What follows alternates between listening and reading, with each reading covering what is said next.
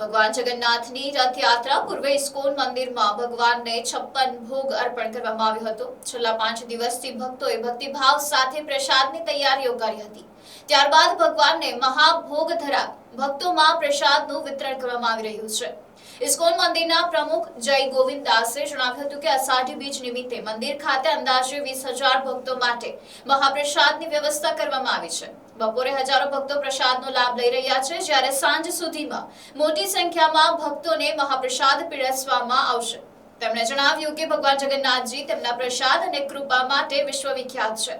ભગવાનના દર્શન અને પ્રસાદથી ભક્તોના દુઃખ દૂર થાય છે અને જીવનમાં સુખ સમૃદ્ધિ આવે છે। તેથી દરેક ભાવિકને ભગવાનના દર્શન કરવા અને રથયાત્રામાં જોડાવા માટે આમંત્રણ આપવામાં આવ્યું છે। રથયાત્રા બપોરે નવસારી રેલવે સ્ટેશન ખાતેથી પ્રસ્થાન કરીને નવસારી શહેરના મુખ્ય માર્ગો પરથી પસાર થઈ અને વિવિધ વિસ્તારોમાં ભક્તોને દર્શન આપ્યા હતા। સમગ્ર શહેરમાં ધાર્મિક ઉત્સાહ અને ભક્તિમય માહોલ જોવા મળી રહ્યો છે। આ પ્રસંગે મહાનગરપાલિકાના ચૂંટાયેલા પ્રતિનિધિઓ સહિત વિવિધ સામાજિક અને ધાર્મિક આગેવાનો પણ રથયાત્રામાં જોડાશે। અષાઢી બીજના પવિત્ર દિવસે ભગવાન જગન્નાથજીની આ ભવ્ય રથયાત્રાને લઈને ભક્તોમાં ભારે ઉત્સાહ જોવા મળી રહ્યો છે।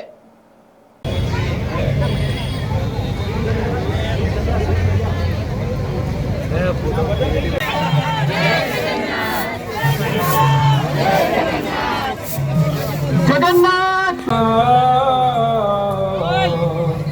विष्णुपादाय Krishna प्रेष्ठाय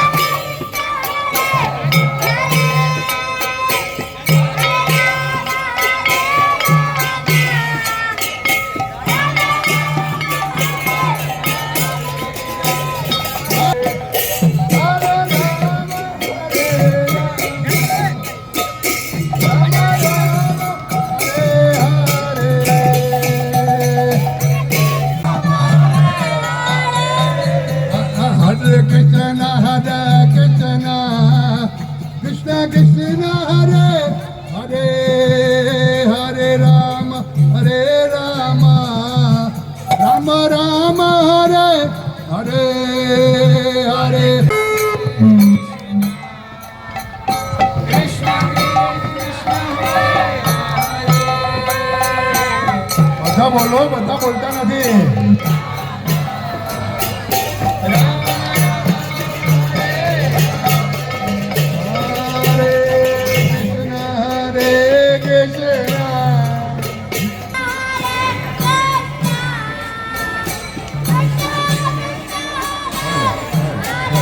Hare Hare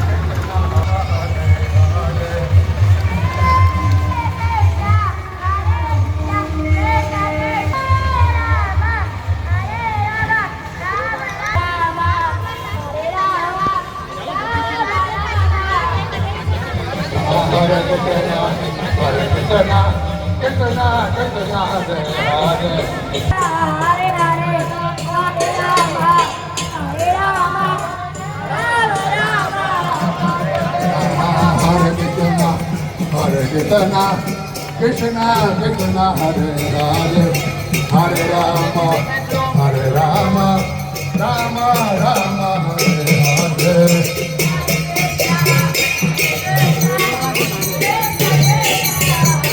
Yes, ma'am. Yes, ma'am.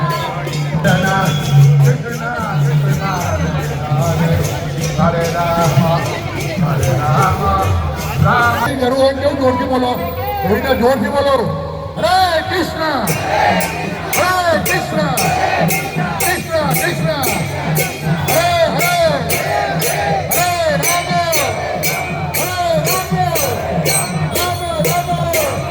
Ram Ram Ram હરે હરે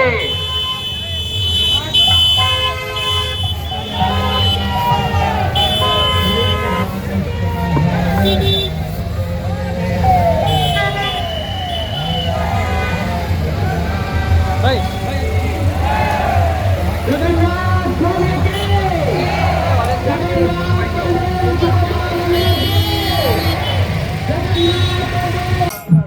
કૃષ્ણ, મારું નામ માધવપ્રિયા અદ્રિતરણ દાસ છે.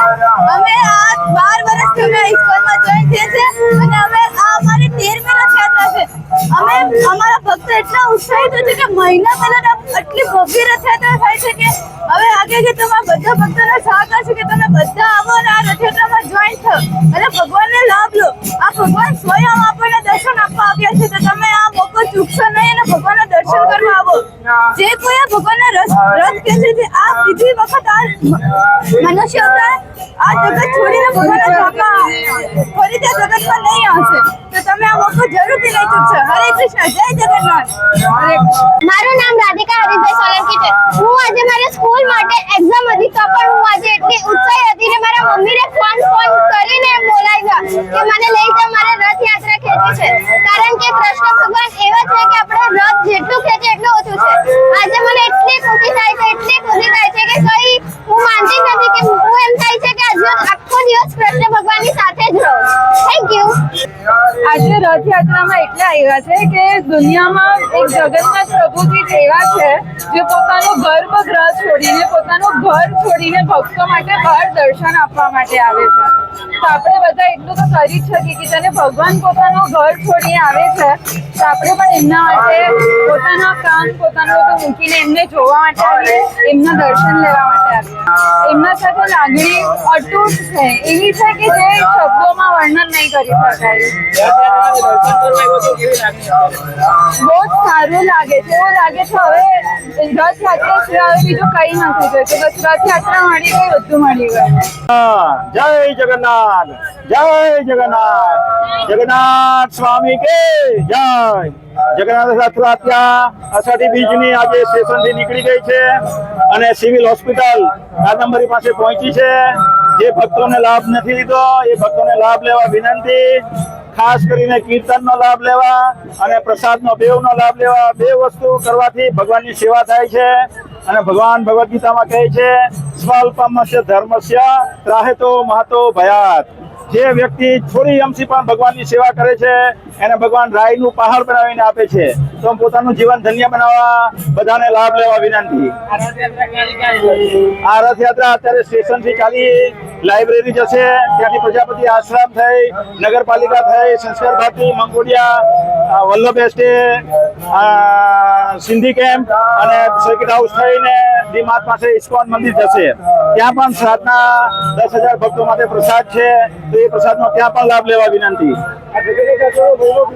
જગન્નાથ ભગવાનનો મહિમા એ છે કે તમે જોઈ શકો છો ભગવાનની મોટી મોટી આંખો છે. ખાસ કરીને કલયુગના લોકો શરમાય છે ભગવાનના દર્શન કરવામાં, ભગવાનને પ્રણામ કરવામાં, મંદિરે આવવામાં. એ અહંકારથી એટલા બધા આવૃત થઈ ગયા છે કે મારે મંદિરે જવાની શું જરૂર છે. પણ ભગવાન જગતના નાથ આપણા પિતા છે અને એટલા માટે કૃપા વરસાવવા. તમે નહીં આવો તો કઈ નહીં, પુત્ર કુપુત્ર થઈ શકે પણ પિતા ન થઈ શકે. એ માટે પિતા કૃપા વરસાવવા રોડ પર આવે છે.